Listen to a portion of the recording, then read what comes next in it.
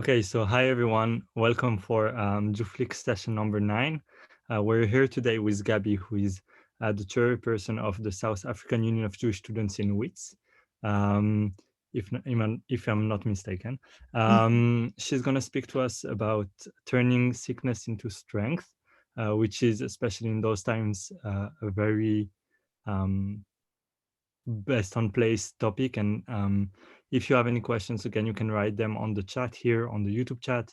We will make sure that Gabby get them and tries to answer them by the end of the by the end of the session. Gabby, the floor is all yours. Hi guys, so how I'm going to do it is the beginning part. I'm just going to explain what happened to me in my life, and then the end part, just some few take homes of what I've learned from these experiences. So when I was 6 years old, we are Shomrei Shabbos family, and we used to go and walk to shul once a week. And I used to always lay at the back and always straddle on. And my family used to say, Gabi, come on, you're being lazy. Just walk a little bit quicker. Come, stop being lazy, hurry up. And I used to take long, and it was a hard walk for me to get to shul every week. And eventually it got worse and worse. My parents thought, okay, you know what? She's a Jewish child. She's got middle child syndrome. Let's just take her to a psychologist. She probably needs some extra attention. Nothing. The psychologist said, everything's fine. She's not looking for attention. We continue. Eventually, one morning, I'll be getting ready for school, and I wake up and I can't get out of bed. My legs aren't moving. My arms, thank God, are moving, but I cannot move the bottom part of my body. And I am hysterical. I'm a little 6-year-old. I've never known of anything to happen like this. I was completely freaking out and burst out crying. And eventually my mom came, and she saw, okay, maybe this child isn't lazy. She isn't causing attention. Something's actually wrong. And we went from the first doctor's appointment. We thought maybe, okay, I've broken a leg, I've broken maybe my knee or my ankle. They're doing x-rays. Nothing's wrong. We go to the next doctor, the next doctor, the next doctor, and this continues for months. It's got blood tests, x-rays, going into all different scans, going to health doctors. No one can diagnose me. No one knows what's going on. They keep saying she's so young, we can't understand, we've gone through everything. And then we went finally to my pediatrician, which is a child's doctor. And I remember he said, Gabi, hop on one leg, and then come back to me and hop on the other. And I couldn't hop. I kept on losing my balance. I couldn't do a simple thing that every child's able to do, which is hop. And he said, come back in, sit down. And he put me in the back room, and he told my mom to come to the front. He said, Mandy, your child has rheumatoid arthritis. This is very, very rare, because she's a child, and I've only had 2 cases like her before. There's not so much treatment, because usually this is for old people when they get old. And I remember my mother just burst out crying, and I was sitting behind. I didn't really understand what was going on, but I remember hearing that there's not a lot of people. She's not going to get cured from this.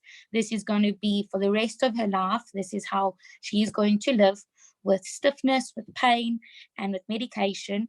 But this is the situation. And throughout all these years, I've really remembered those 3 things, that there weren't a lot of patients. I'll have it for the rest of my life, but there is medication to treat it. And then we went on, and we eventually found out it isn't so rare. It's just that South Africa was so behind in the medication that they didn't realize around the world this wasn't the case. But they didn't have any treatment for me in South Africa.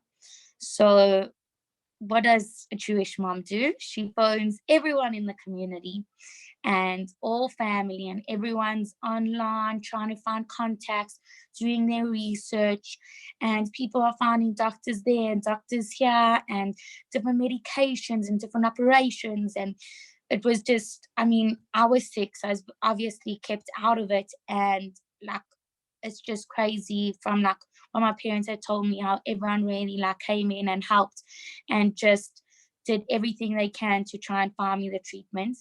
And eventually we found a doctor, an ex-South African doctor in London.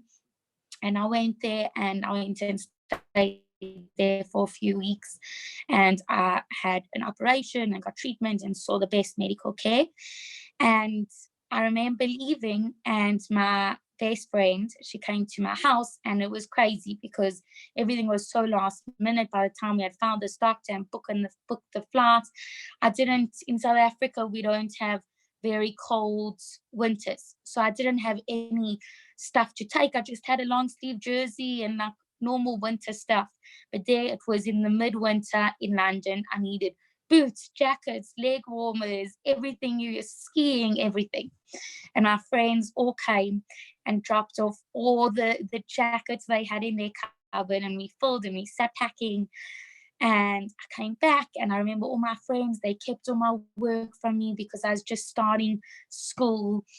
And all the family was there when I came back. There was sweets and chocolates and all pictures covered in my room. And eventually, after someone in the community helped us find a pediatric rheumatologist, and from there I went on to take to different medical trials, and I had to stop things that normal kids just do on a regular basis, such as play netball or running or staying out and playing in the snow when it rains, because I had a very low immune system, and I had to give myself injections every week and take medication every day.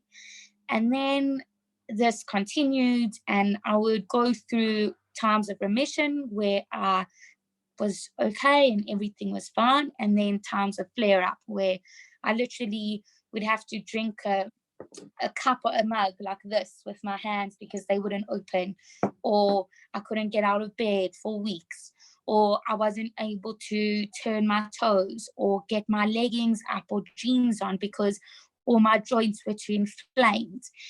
And there were all these experiences.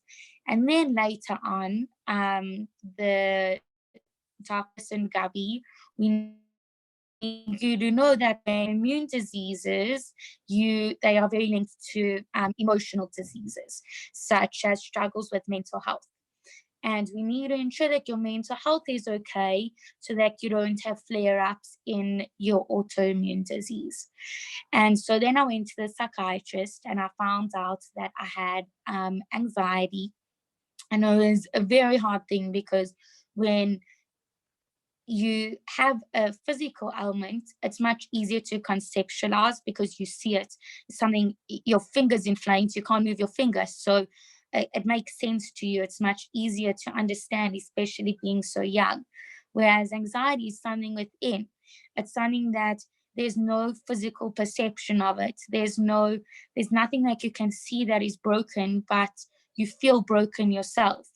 It's not like your legs can't run, but you feel like you can't move, like you're stuck in some part of your life. And also just seeing how people react to the two different situations where you have physical illness and people are so sympathetic and they're like, wow, Gabby, you're so strong.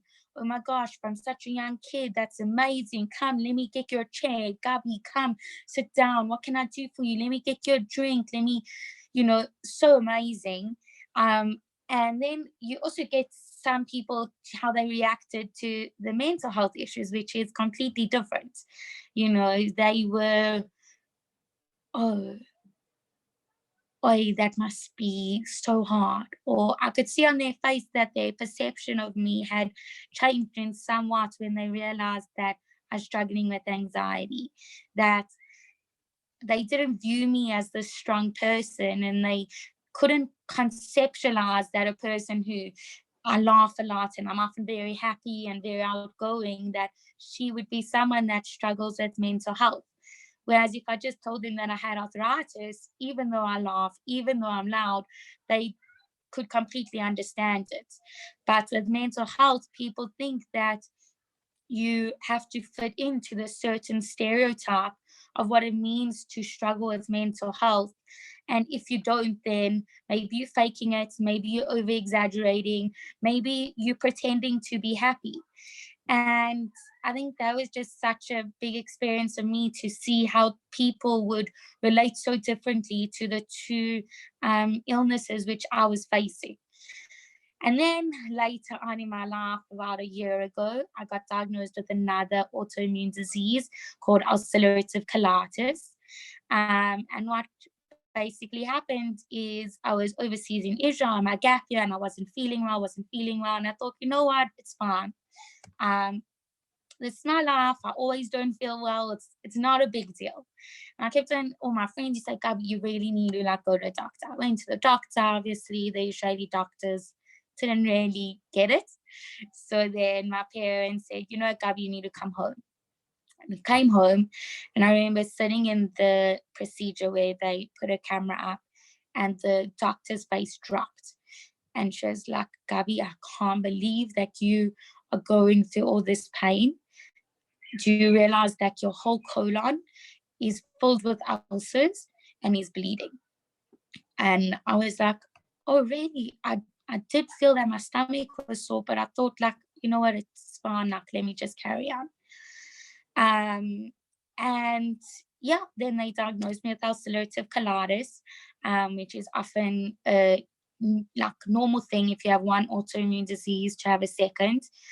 And thank God, we eventually, after months of trying to find out what was going on, we found what it was, and we found treatment. And I've been able to find treatment, thank God, for my arthritis, for my anxiety, and for my ulcerative colitis. And now, just about things that I've learned through the experience is that in the beginning, I remember when I was 6 years old, I really wanted to play netball. And I was determined that I was going to play netball, because I said, you know what, I will not allow this disease to interfere with my life. I want to do absolutely every single thing that a normal 6-year-old will do. And I want that to be, because I know that this is going to be the rest of my life, I want to continue going that, yes, I have arthritis, but I am not arthritis. And I think so often people, they go through experiences when they get a sickness, or when they get depressed or anxious, or they have gone through any hardship in their life, they become the hardship. And it's important to realize that you are going through a hardship, or you're going through a challenge, or you have a challenge, but you are not the challenge itself, and you are beyond that. And I realized I had so many other things in my life that and then to go back to the netball, is I started playing netball, and I was absolutely terrible at it. But more importantly, my fingers started to inflame in about grade 3 or 4. And I realized that, okay, it's fine, I'm not going to do netball. But this whole thing of my life continued, that I'm going to be above arthritis, to such an extent that what happened is, often before flare-ups, or as you saw in what I told you about the ulcerative colitis, is I would so much not want it to be a part of me that I would ignore it. And I would think that strength is when you are strong and you don't have any faults. You have to be perfect.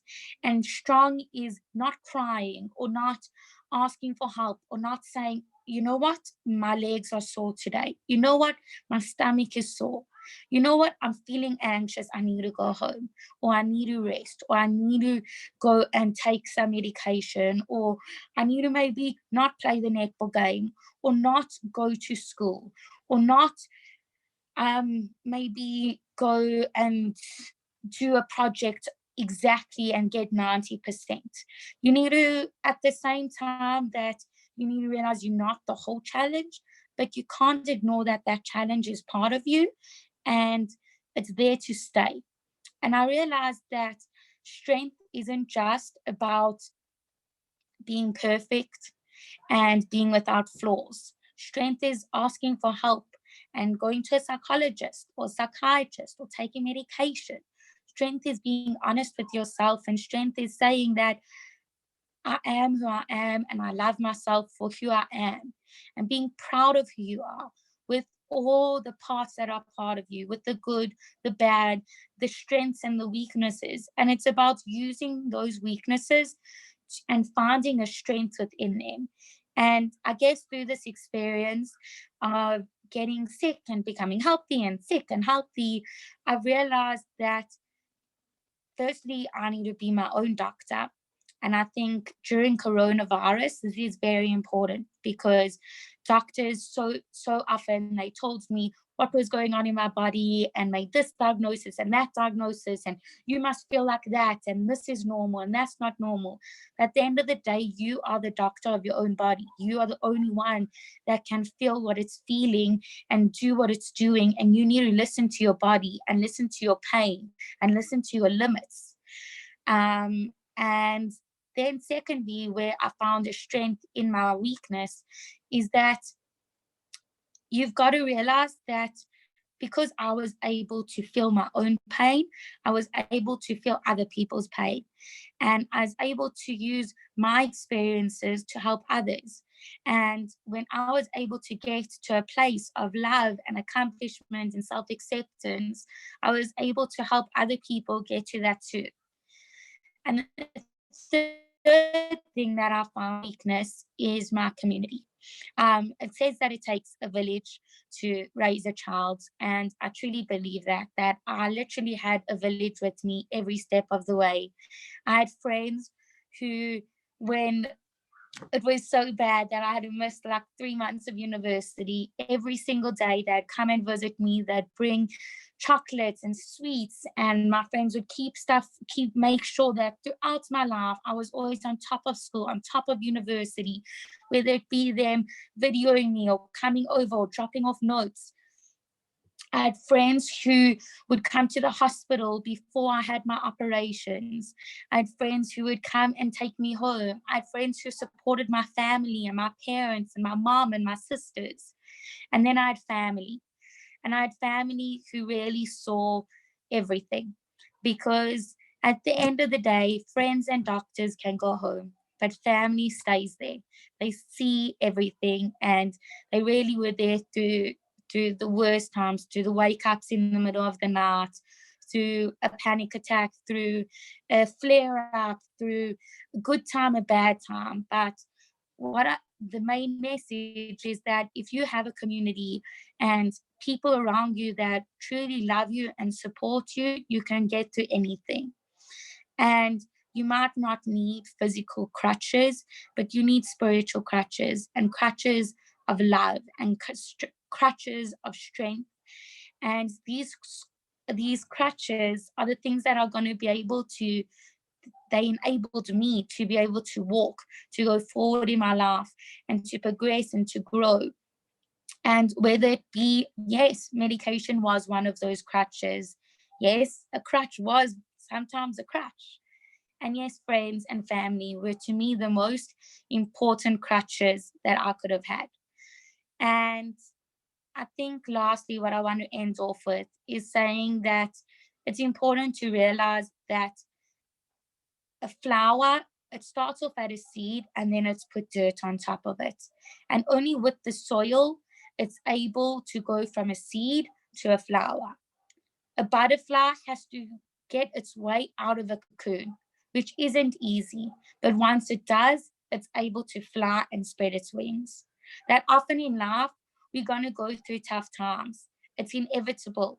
Everyone has tough situations, but we can't choose what happens to us. We can only choose how we react to it.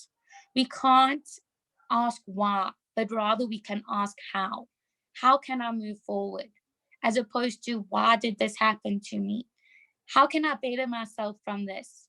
How can I help other people from my challenges and from my pain? And I guess it's through that pain, the physical pain, the emotional pain, that I'm able to stand here and say, I'm Gabriella Faber, that I'm able to achieve the things in my life. Because I am me, not just because of my greatness and my strengths and the things that I'm good at, but I'm also me because of my challenges and my limitations. And the community part is the part that fills in the gaps. It fills in those gaps where I might not be able to do things. I might not be able to write that essay because my hand might get sore. I might not be able to run that that marathon. But my community will help me achieve whatever I need to do. And I'm saying, go where the love is. Go where your love is. Your love also needs to come from yourself. And I guess I just hope that to everyone's challenges, they're able to find their own community, their community within themselves, within the people around them, and within the larger world. I'm here for anyone who needs to speak, and just thank you so much. And I hope that I could help someone who's in need of some encouragement and hope.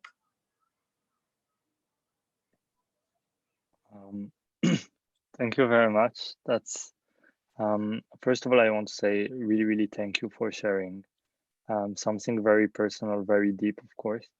It resonates strongly for probably some people more than others. I can say at least for me, it resonated a lot. So thank you very much for sharing. I will stop the live now. We're like very, very grateful to have you. But just for the people who are on the Zoom, if you want to just chit chat and talk without being on the live, you can stay and chat with Gabby and myself. It's a pleasure. And yeah, we're gonna have other sessions coming up before, like tomorrow we have one just before Pesach, and then others afterwards. But thank you so much for sharing with us. And like again, if anyone has questions, feel free to enjoy now. Thank you so much.